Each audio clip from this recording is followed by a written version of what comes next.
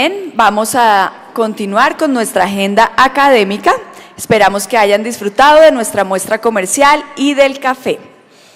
A continuación nos va a acompañar el doctor Ramón Abel Castaño. Él nos hablará sobre la promoción y prevención, impacto del diagnóstico temprano en el tratamiento de los pacientes.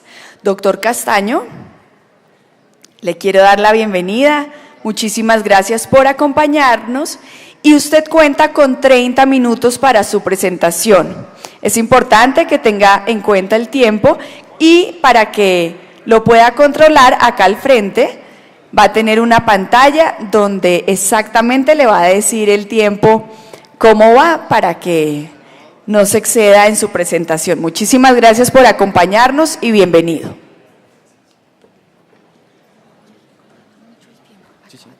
Perfecto. Muy buenos días. Muchas gracias, Marisol, y toda la Junta Directiva, Andrea, por la invitación. Esto es un evento sumamente importante para el sector y creo que para el cierre del año es una gran oportunidad para discutir muchos de los temas de coyuntura, como los que nos mostraba la viceministra, pero también algunos temas de interés de políticas públicas, como este de la detección temprana, el diagnóstico temprano.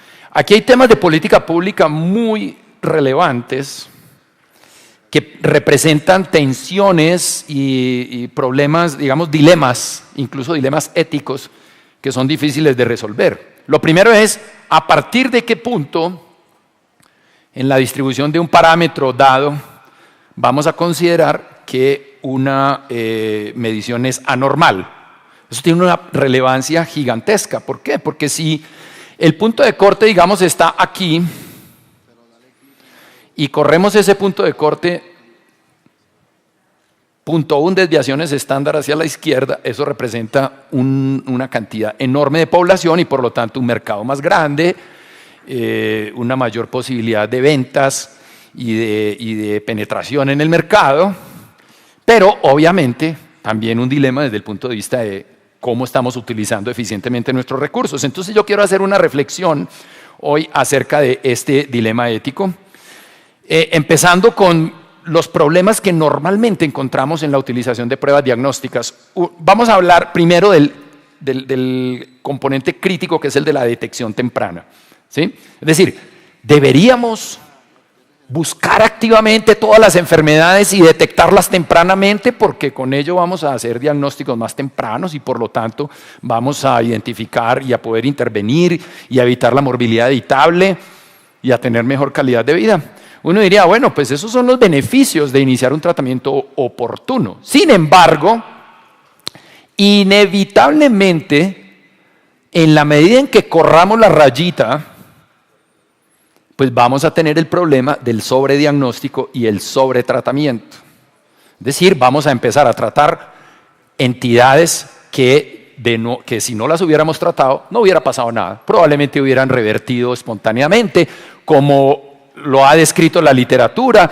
Ciertos tumores de pequeño tamaño terminan retrocediendo sin ninguna implicación para la calidad de vida ni la sobrevida de los pacientes, sin tratamiento.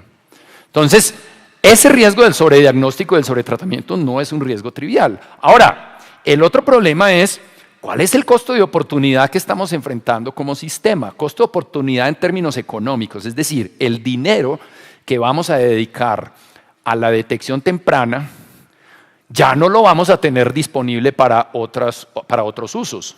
El costo de oportunidad es lo que dejamos de obtener en esas otras opciones. La viceministra nos hablaba de los recursos finitos, del mensaje del ministro acerca de la utilización eficiente de los recursos disponibles. Bueno, pues aquí tenemos un problema. Le puedo poner una pregunta simple. ¿Cuánto costaría diagnosticar y detectar tempranamente todos los diabéticos que según la Federación Internacional de Diabetes debería tener Colombia? Alrededor de 4 millones de diabéticos. Hoy tenemos 1 millón mal contados en la cuenta de alto costo. Entonces, ¿vamos a ir a buscar los otros 3 millones? ¿Eso cuánto nos va a costar? Solo buscarlos. Y segundo, iniciar tratamientos y hacer las intervenciones a que haya lugar. Pues es una cantidad de recursos considerable. Cualquiera de ustedes que haya estado en una EPS o que lo esté hoy, sabe perfectamente que esa no es una decisión intrascendente, porque los recursos que dedique a esa acción no los va a tener disponibles para otras acciones que también son muy importantes. Entonces, aquí ya empezamos a entrar como en un dilema ético. ¿A quién salvamos primero? ¿A quién buscamos primero? ¿A quién detectamos primero? ¿A quién intervenimos primero? Pero más allá de ese dilema ético, hay unos problemas prácticos interesantísimos. Cuando usted diagnostica tempranamente y detecta un montón de gente, los de allá de la oficina de PIP se ponen felices, el ministerio saca sus estadísticas, se incrementó la detección temprana. Y resulta que el jefe, el gerente de contratación o el de red de la EPS está reventado porque no tiene dónde atender esos pacientes. Bueno, eso ya pasó en Mozambique, en el África subsahariana, cuando empezaron a hacer las pruebas de diagnóstico de VIH y SIDA en campo con las pruebas de point of care, la prueba rápida, ¿sí? Aumentó dramáticamente el número de personas diagnosticadas con VIH, lo cual pues para nadie, o sea, sin duda es un gran logro, pero se generó un problema y es que no había cómo atenderlos, no había cómo darles terapia antirretroviral a todos, no había médicos suficientes ni enfermeras suficientes para atender esa demanda que se creó a raíz de esa detección temprana. Entonces, miren la cantidad de asuntos tan interesantes que empiezan a emerger cuando empezamos a buscar masivamente todas las personas. Y podríamos mencionar muchos más ejemplos, solo quería traer esos dos. Con la detección temprana hay un debate muy grande sobre si realmente vale la pena detectar más y más tempranamente porque estamos salvando vidas. Cuando realmente esa condición médica que detectamos más tempranamente podría haber seguido un curso insidioso, autolimitado, sin ninguna intervención, hubiera terminado probablemente en remisión espontánea. Entonces, el usuario común, no el que está en este auditorio, sino el común que no tiene información suficiente sobre estos asuntos, dice, me salvaron la vida, gracias a Dios. Estoy viva porque me hicieron una mamografía a tiempo y me detectaron un cáncer de mama en estadio temprano. Resulta que la probabilidad de ese cáncer de mama en estadio temprano de haber avanzado realmente era mucho más baja que un cáncer de mama en estadio tardío. Entonces se genera lo que la literatura llama el ciclo de falsa retroalimentación, ¿sí? Como se detectó más tempranamente, entonces se salvaron muchas vidas, lo cual obliga entonces a que sigamos detectando tempranamente y sigamos empeorando el problema. Ahorita les voy a mostrar una evidencia muy interesante que nos señala en un sentido opuesto. Segundo tipo de problemas tiene que ver más con las tecnologías. Claro, tenemos unas tecnologías fantásticas que nos dan muchísima más precisión en el diagnóstico, ¿sí? La genómica, ni se diga. La microanalítica, ya podemos hacer diagnósticos con equipos portátiles en condiciones totalmente impensables para un laboratorio centralizado. Las imágenes diagnósticas cada vez más precisas con marcadores radioactivos, etcétera. Podemos hacer, no tenemos que abrir el tórax ni el abdomen para ver qué hay adentro, lo podemos ver desde afuera literalmente. Entonces, uno se pregunta, bueno, ¿qué beneficios nos trae esto? Fabuloso, detectamos lesiones más tempranamente, detectamos desórdenes más tempranamente, pero al costo que les había mencionado anteriormente. La genómica ha sido un muy buen ejemplo de esto. De primero una burbuja de expectativas y de buenas noticias y después una fase de desencanto. Resulta que la relación entre un gen y una enfermedad, ¿sí? O sea, aquellos casos en los que un solo gen determina una enfermedad, pues realmente son muy poquitos. La mayoría de las enfermedades son el producto de la interacción de muchos genes que a su vez interactúan en la transcripción y en las proteínas y con el medio ambiente y con el microbioma, que todavía nos falta mucho por entender. Entonces, quizás todavía estamos lejos del santo grial del diagnóstico de precisión, por lo menos en términos de la burbuja que en su momento generó la genómica.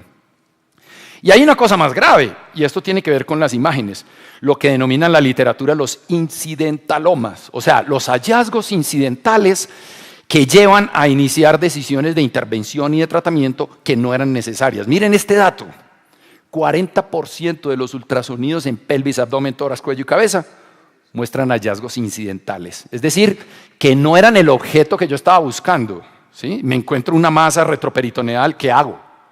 ¿Me quedo callado? La investigo, le tomo una biopsia y si encuentro algo, ¿qué? Y empieza a generarse esa cascada de intervenciones en la mayoría de las veces innecesarias. En el dolor lumbar, si usted, me lo han enseñado los expertos en dolor lumbar y los de las clínicas de dolor, si usted toma placas, imágenes diagnósticas de la columna en un paciente con dolor lumbar, tiene una probabilidad muy alta, algunos me hablaban hasta del 30%, de encontrar patologías en los discos intervertebrales. Y entonces usted dice, claro, ahí está la causa del dolor. Entonces entramos, operamos y resolvemos el problema. Mentiras, lo empeoramos. En las gestantes ya esa discusión está bastante decantada. La literatura nos demostró hace mucho tiempo que no era necesario hacer ecografías cada que la mamá iba al control, porque empezábamos a encontrar cosas aparentemente sospechosas y empezábamos a intervenir y terminábamos generando más daño que beneficio. Con el ultrasonido de bolsillo, que es una tecnología muy disruptiva que ha generado unos cambios enormes en el diagnóstico, sobre todo en los servicios de urgencias, está pasando algo muy parecido. Alguna vez me decía un cardiólogo, hablando de este dispositivo, yo le decía, oye, pero qué maravilla que los no cardiólogos puedan utilizar el ultrasonido de bolsillo para hacer diagnóstico. Y me decía, pero ojo, porque empiezan a ver cosas que no son, y empiezan a tratar cosas que no son, y empiezan a remitir al cardiólogo cosas que no son, y terminamos generando un problema peor que el que pretendíamos resolver. Me llama la atención, hay una experiencia muy interesante en el África subsahariana de un grupo de técnicos o de promotores de salud realmente, que fueron entrenados para hacer ultrasonido de válvulas cardíacas con ultrasonido de bolsillo, para diagnosticar daño valvular en pacientes con fiebre reumática, en condiciones donde no hay un cardiólogo ni un ultrasonografista. Entonces, empiezan a entrenarlos solo para eso. Usted solo puede mirar esto y solo puede reportar esto, no más, para evitar el sobrediagnóstico. Esa experiencia muestra unos resultados muy interesantes. Se incrementó la detección de pacientes con daño valvular que podría ser tratada de manera mucho más proactiva. ¿Sí? Ese es el lado positivo. El lado negativo es que si uno le suelta el ultrasonógrafo a médicos generales sin entrenamiento, empiezan a ver un montón de cosas y a imaginarse un montón de cosas y terminan generando entonces más daño. Ahora miremoslo desde el punto de vista del comportamiento del individuo. ¿Cuáles son los problemas de las pruebas diagnósticas? Uno, pues que tenemos como seres humanos unos sesgos cognitivos que nos llevan a tomar decisiones equivocadas, a pesar de que nuestra conciencia nos dice ese no es el camino, pero nuestra tendencia natural nos lleva al camino equivocado. El primero es el sesgo de acción. El sesgo de acción es cuando es el que dice es mejor hacer algo que quedarse quieto, ¿cierto?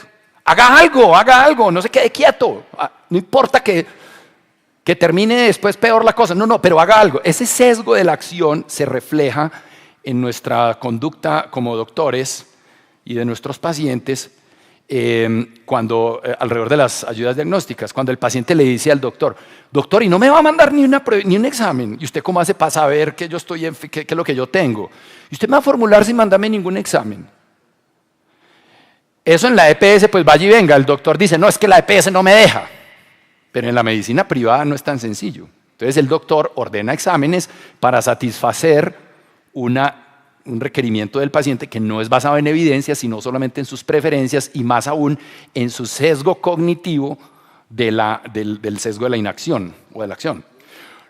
Pero ese sesgo cognitivo tiene otra consecuencia, y es que es peor un cáncer que yo no diagnostiqué por no haber hecho el tamizaje que un cáncer que no era necesario tratar, así lo hubiera metido a quimioterapia, radioterapia, cirugía, todo lo que eso implica, ¿cierto?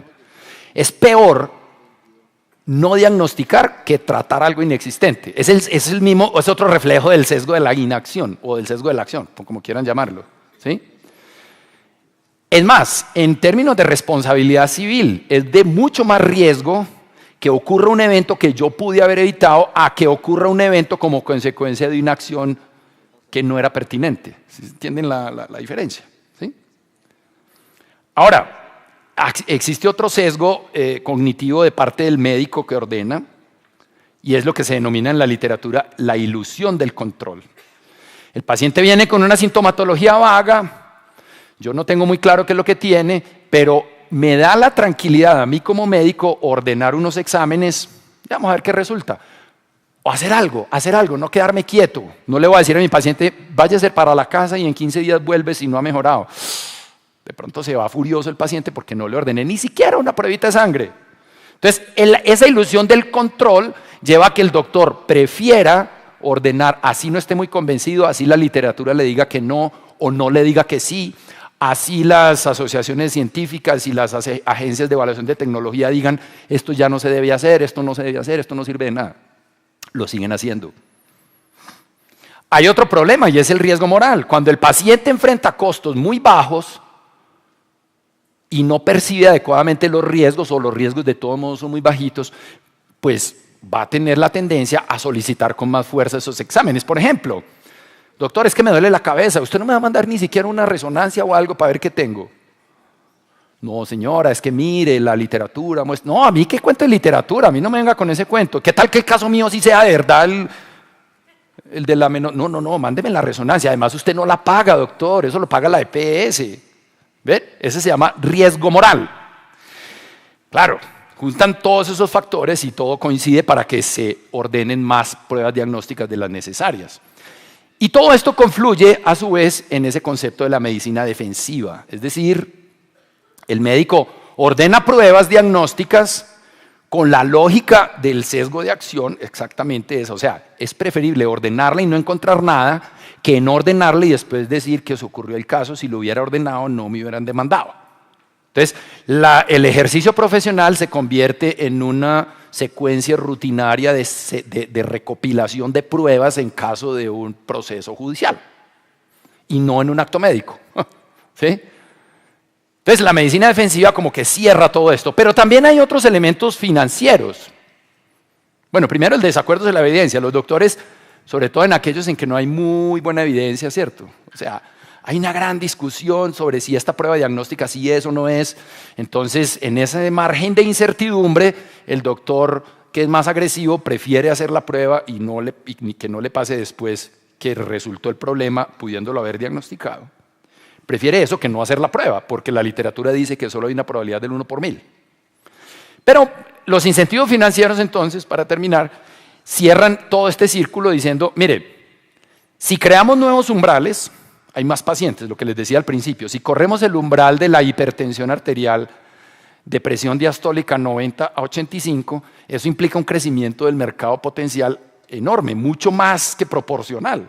Porque recuerden que es una curva, pues la presión arterial se distribuye de manera normal, una campana de Gauss. Entonces, si corremos, voy a devolverlo para que tengan el grafiquito. Si yo corro el punto de corte de acá, de 90 diastólica a 85, pues el incremento en la proporción, si lo corremos de acá, para los que no vieron, 90 a 85, el incremento en el número de pacientes es enorme.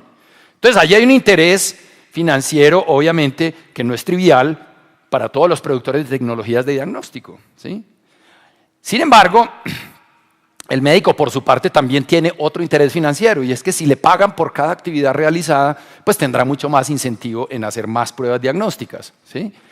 En República Dominicana, por ejemplo, tenemos la experiencia de que cuando el paciente va donde el doctor le manda de rutina, sin preguntar ni qué tiene, entre 8 y 10 pruebas diagnósticas, porque es una sacadita de sangre. Entonces, perfil lipídico, creatinina, qué sé yo, cualquier cantidad de cosas, ¿cierto? Uno nunca sabe, ¿cierto? De pronto, es mejor tenerlas. Entonces, en esa lógica, como le pagan por cada prueba, pues no tiene ningún incentivo para no hacerlas, ¿sí? Y si al paciente le encanta, porque, bueno, no faltará el que le dé miedo que lo chusen, pero el que no tiene ese prejuicio, pues entonces va a estar feliz, ¿cierto? Los pagadores, por su parte, miren que los pagadores también caen en este problema, porque con una visión financiera, tratando de evitar costos futuros, entonces tratan de hacer tamizajes con mucha más intensidad, ¿sí? Y muchos pagadores, en Colombia, aseguradores, dicen, mire, bajamos la proporción de estadios tardíos en cáncer de mama o en cáncer de cervix, bajamos la proporción de estadios tardíos y aumentamos la proporción de estadios tempranos. Es una buena noticia, sí, desde el punto de vista de detección temprana, pero acuérdense que yo estoy cuestionando, estoy trayendo las reflexiones que ha habido en el mundo sobre la detección temprana, Y de pronto estamos llevando el problema hacia el otro lado, detectando demasiado temprano y agrediendo y siendo demasiado agresivos en tratamientos que no hubieran sido necesarios si no los hubiéramos detectado.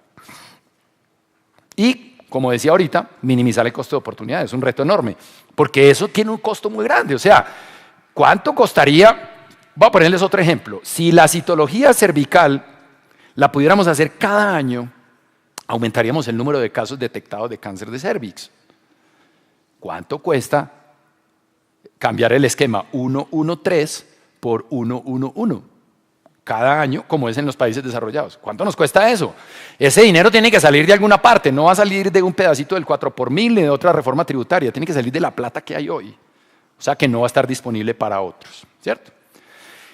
Esto no es un asunto trivial. En el mundo hay una epidemia del sobrediagnóstico que es realmente preocupante. Esto es tomado de un artículo muy interesante que sale en el British Medical Journal en el 2012, se lo recomiendo, donde muestra que a pesar de que se están haciendo más y más y más diagnósticos de enfermedad, de cáncer de tiroides, la mortalidad no ha cambiado desde el año 75 hasta el año 2005.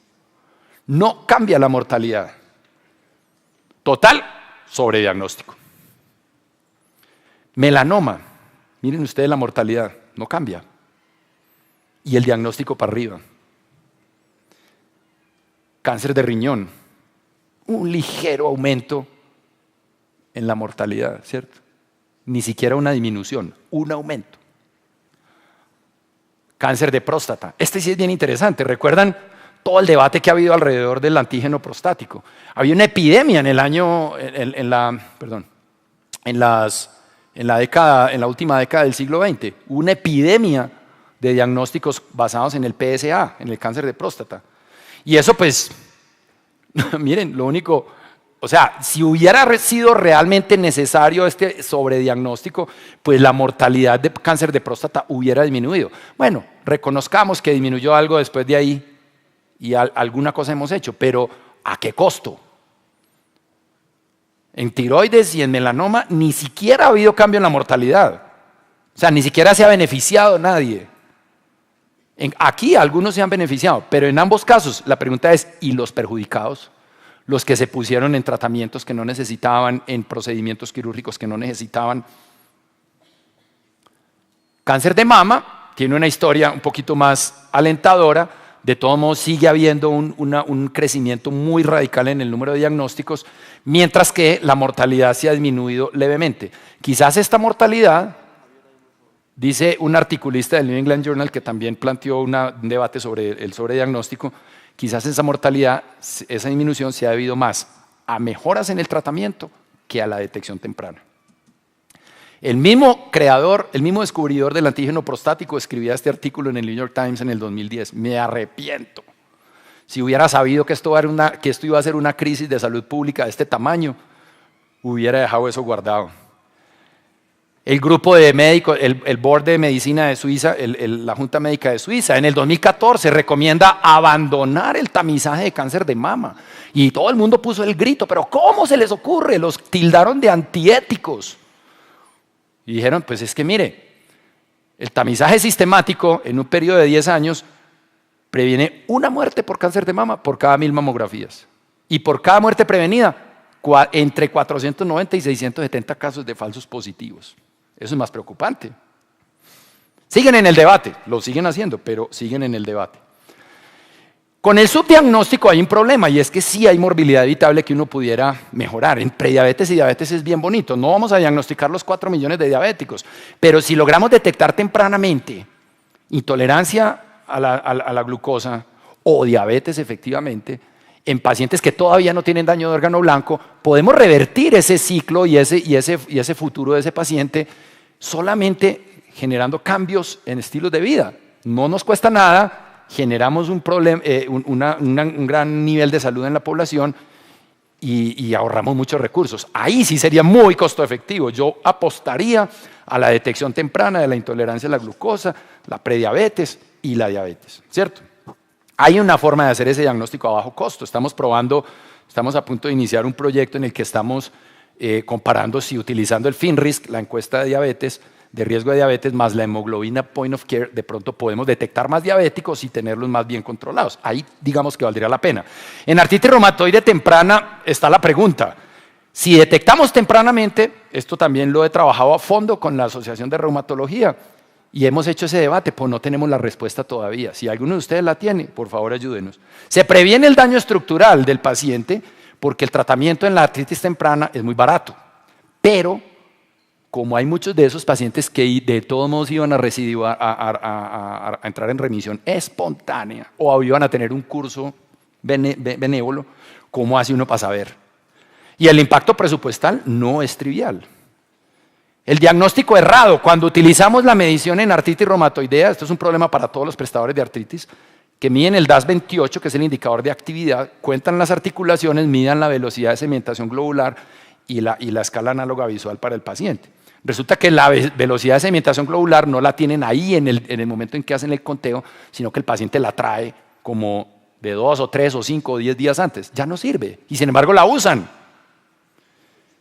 El automonitoreo por glucometría que están haciendo nuestros pacientes en su casa con los glucómetros, lo estamos utilizando bien. Generalmente estos pacientes sí tienen la capacidad de tomar decisiones y de reportar. Si esa información no se reporta a alguien para que tome una decisión, podríamos utilizarlo de mejor manera y es un recurso sustancial. Sin duda un gran negocio para el productor de glucómetros, pero en términos de valor por el dinero para nuestro sistema cabría hacerse la pregunta. En dolor musculoesquelético no agudo, diagnóstico temprano, sí, pero ojalá correcto, no agresivo. El paciente con dolor lumbar puede terminar operado o en terapia física o en terapia biológica, según la especialidad que lo vea, la probabilidad de terminar en uno u otro es diferente, sabiendo que es la misma patología. ¿Sí? Esto es el top 5 del sobrediagnóstico. Aquí hay 3 cositas rápido porque se me acabó el tiempo. 1, las imágenes para el dolor lumbar. En la misma Sociedad Americana de Ortopedia y de Fisiatría recomiendan no hacer imágenes diagnósticas en dolor lumbar de menos de 6 semanas sin signos de alerta, ¿cierto? Bueno, ahí les dejo las conclusiones. Doctoras y doctores, señoras y señores, ¿cuáles son las ventajas y las desventajas del diagnóstico temprano? Pongamos muy bien sobre la balanza todo esto. ¿Cuándo terminaremos generando más daño que beneficio? Ahí paremos. ¿Cuándo terminaremos generando más beneficio que daño? Hagámosle, ¿cierto? ¿Cuál es el impacto presupuestal y el costo de oportunidad? Chévere la detección temprana, chévere la intervención activa, pero el costo que pagamos por eso en dinero no lo vamos a poder utilizar en otras cosas porque ya nos lo gastamos aquí. Y finalmente, porque todo esto pega sobre la sostenibilidad financiera de ese mismo sistema del cual todos vivimos. Ustedes como proveedores de tecnologías de diagnóstico o dispositivos o equipos, nosotros como pacientes, como aseguradores, como opinadores, en fin, todos vivimos de este sistema y queremos que sea sostenible. No queremos un negocio de un día que sea flor de un día, nos tapamos de plata y el sistema se quebró. Entonces creo que es una invitación muy consciente a todos los actores y en este caso pues la Cámara de Dispositivos y Tecnologías Médicas a que hagamos una reflexión muy concienzuda y muy aterrizada sobre todos estos riesgos y beneficios del diagnóstico temprano. Muchas gracias.